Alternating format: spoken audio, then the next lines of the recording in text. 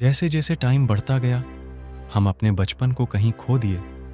तो चलो आज फिर से वही बचपन को जीते हैं, कैंडी कार्टून्स वर्ल्ड में होकर। Welcome to Candy Cartoons channel. एक समय की बात है, एक छोटे से गांव में एक ब्राह्मण था जिसका नाम देव था। देव आसपास के गांव में पूजा करके अपना परिवार का गुजारा करता है।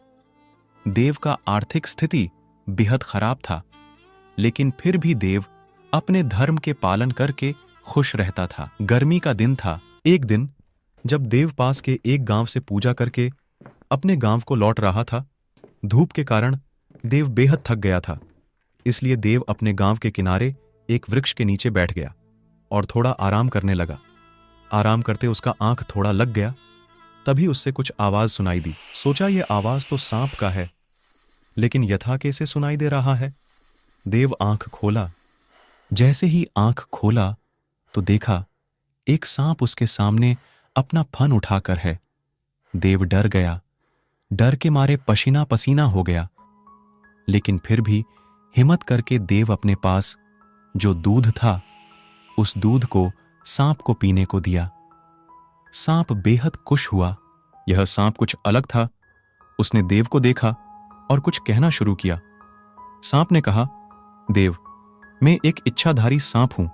मैं तुम्हारी दया भाव से प्रसन्न हुआ, इसलिए मैं आपको एक वरदान देना चाहता हूं। देव थोड़ा हैरान हुआ, लेकिन उसने सांप की बात सुनी। सांप ने कहा, मैं तुम्हें एक काल्पनिक रत्न दे सकता हूं जिसे तुम अपने जरूरत और समाज के हित में इस्तेमाल कर सकते हो। देव ने सांप की बात मानी और उसने वरदान मांगा। सांप ने एक सुंदर सी मानी देव को दी और उसने कहा, इस मानी से तुम अपनी जरूरतों को पूरा कर सकोगे, लेकिन याद रखो इससे तुम संभाल कर इस्तेमाल करना। लेकिन अगर कभी तुम इसे अपने स्वार्थ के लिए इस्तेमाल करोगे तो यह काम नहीं करेगा। देव ने मणि लेकर घर वापस आया और उसने देखा कि यह मणि असली में चमक रही थी और उसमें एक अनोखा शक्ति थी। देव ने उस मानी से अपने गांव में कई अच्छे कार्य किए। उसने गरीबों की मदद की, सड़कों को सुधारा और शिक्षा को बढ़ावा दिया। खुद का घर बनाया। वो अमीर हो गया, लेकिन अब उसकी मन में लालच आ गया। एक दिन एक राजा ने सुना कि देव के पास एक चमकदार मणि है। उसने देव से मणि लेने की सोची।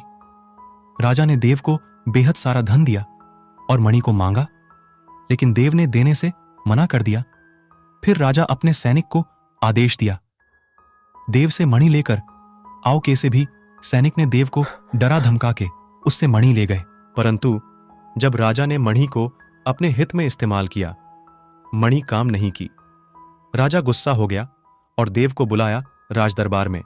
देव राज दरबार में हाजिर हुआ। राजा ने देव से पूछा, यह मणि काम क्यों नहीं कर रहा है। देव ने बोला, मणि सिर्फ समाज के हित में ही काम करती है। जब लालच और स्वार्थ के लिए मणि को इस्तेमाल करेंगे तब मणि काम नहीं करेगा। राजा ने इस बात को समझा और मणि को अपने राज्य की सुख समृद्धि के लिए इस्तेमाल किया।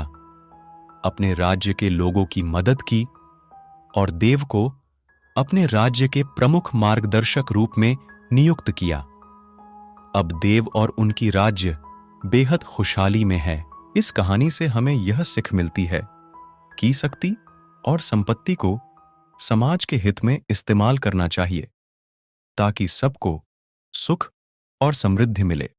अगर कहानी अच्छा लगा हो तो वीडियो को लाइक कीजिए, चैनल को सब्सक्राइब कीजिए और बेल आइकन को दबा दीजिए ताकि वीडियो की नोटिफिकेशन आप तक पहले पहुंचे।